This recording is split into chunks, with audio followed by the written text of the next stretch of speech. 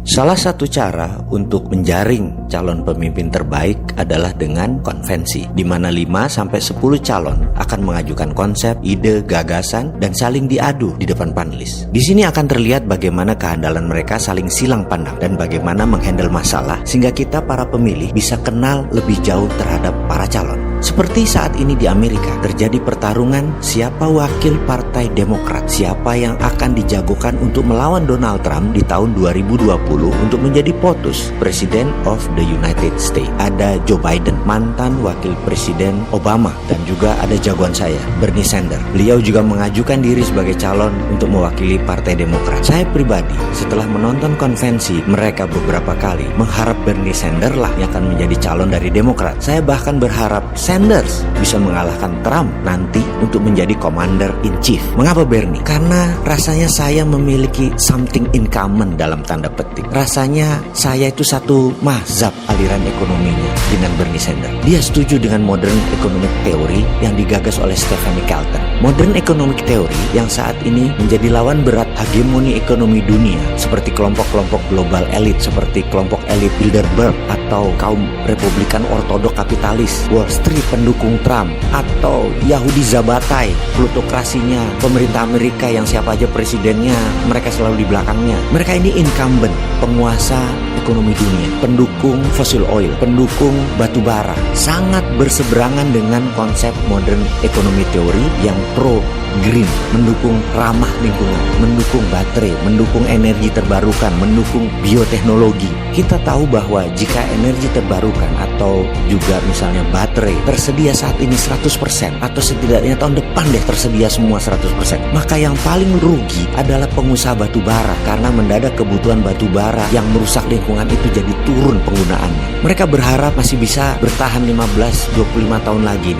Mereka membuat dunia kecanduan minyak bumi dan batu bara ini masih sampai 20 tahun ke depan. Mereka pro fosil oil dan batu bara itu berusaha habis-habisan melawan kelompok elit seberang pecinta lingkungan. Kalau perlu seperti Indonesia sekarang, semua pakai batu bara pembangkit listriknya. Walaupun efeknya udara jadi jelek, pokoknya pakai batu bara. Mau yang nanti banyak penduduk sakit paru-paru yang menderita kan rakyat jelata, rakyat Jakarta. Yang penting para pengusaha batu bara serta pejabat yang punya usaha batu bara, barangnya dalam tanda petik masuk ke PLN dan dapat fulus besar. Jadi power plant harus batu bara. Nah, Bernie Sanders anti perusak lingkungan, anti Keynesian, anti neolips. Jadi kalau dia jadi presiden 2020, maka pasti akan menekan hal-hal yang merusak lingkungan dan dia pro lingkungan serta setuju Indonesia printing money berbasis proyek.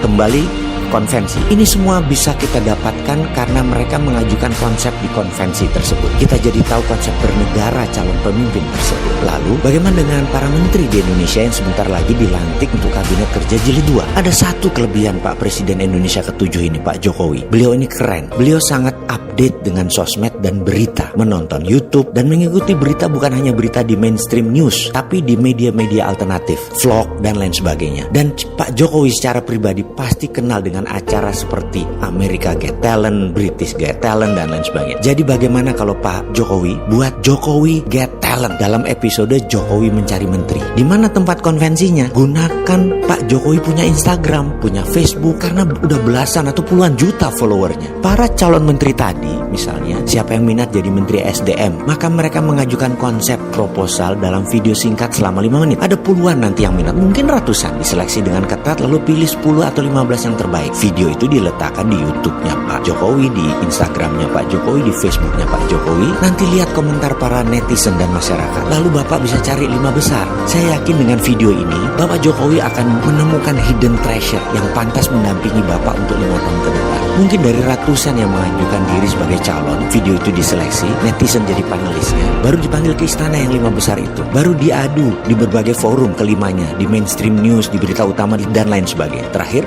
Pak Presiden silahkan pilih dalam ruang tertutup dan ruang pribadi siapa satu di antara 5 yang dipilih, yang chemistry-nya, yang kimianya nyambung dengan Bapak dan idenya orisinal. Di sini masyarakat akan melihat kualitas orang tersebut, konsep dan idenya tersebut juga kemampuannya berkolaborasi. Siapa saja mereka itu? Mereka yang minat bisa dari rakyat jelata sampai strategi tertinggi seperti para konglomerat, bisa dari parpol, bisa dari ormas, bisa bisnismen, bisa individual profesional, semua demi NKRI mendapat mendapatkan calon individu pemimpin terbaik, kita bisa lihat integritasnya, kita bisa lihat kapabilitasnya, kita bisa lihat track recordnya. Kami rakyat akan mendapatkan banyak manfaat dari acara Bapak itu. Semoga Pak Presiden bisa menerima usulan ini. Anda keren, Pak.